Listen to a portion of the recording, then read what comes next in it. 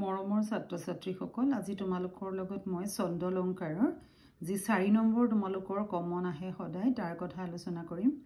তোমালোকে চোৱা 16 চনত তোমালোকৰ ছন্দৰ কি আহিছিলে পয়াৰ পৰ্ব ঝুমুৰা জ্যোতি ছবি। 17 চনত জ্যোতি চৰণ দুলৰি পদ বা পয়াৰ। 18 চনত ছবি ঝুমুৰা লেছাৰী বা জোনা।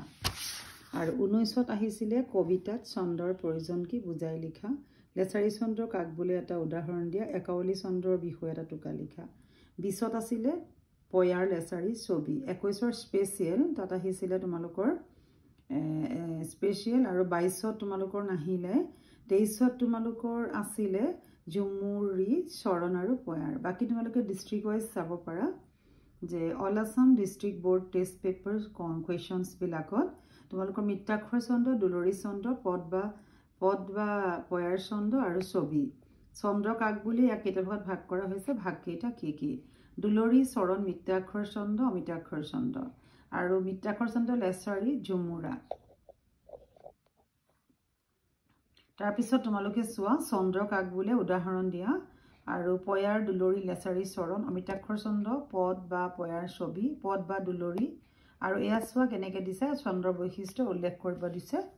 আৰু ইয়াৰ পিছত তোমালোকৰ এইখিনি মই দেখাই দিছোঁ চোৱা কোনটো চনত কি আহিছিলে তোমালোকে চাই ল'বা। আৰু ইয়াৰ লগে লেছাৰী ঝুমুৰা মিত্ৰাক্ষৰ ছবি ঝুমুৰা লেছাৰী পয়াৰ লেছাৰী ছবি চন্দ্ৰ কাক বোলে ঠিক এইখিনিয়ে তোমালোকৰ ঝুমুৰা পৰ্ব লেছাৰী পয়াৰ। ইয়াৰ ভিতৰত তোমালোকৰ 4 নম্বৰ ইয়াৰ পৰাই আহিব আৰু কমন পৰিবই। তোমালোকক মই গোটেইকেইটা ডিষ্ট্ৰিক্টৰ গোটেইকেইখনত কেনেকৈ কি আহিছিলে কৈ দিছোঁ। আৰু মই অলপ আগৰ ভিডিঅ' দিয়া আছে ইয়াৰ পৰাও মই অলপ কমন বাছি দিম। তথাপি তোমালোকে এইখিনি বস্তু চাই ল'বা যে তোমালোকে চাইছানে নাই বা বুজি পাইছানে নাই, তোমালোকে এইখিনি কৰিছানে নাই, তেতিয়া তোমালোকৰ সহজ হ'ব। পিছলৈ মই তোমালোকক গোটেইখিনি আকৌ কমন বাছি দিম।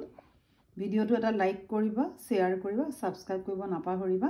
পৰীক্ষাৰ কাৰণে সাজু হোৱা। ধন্যবাদ।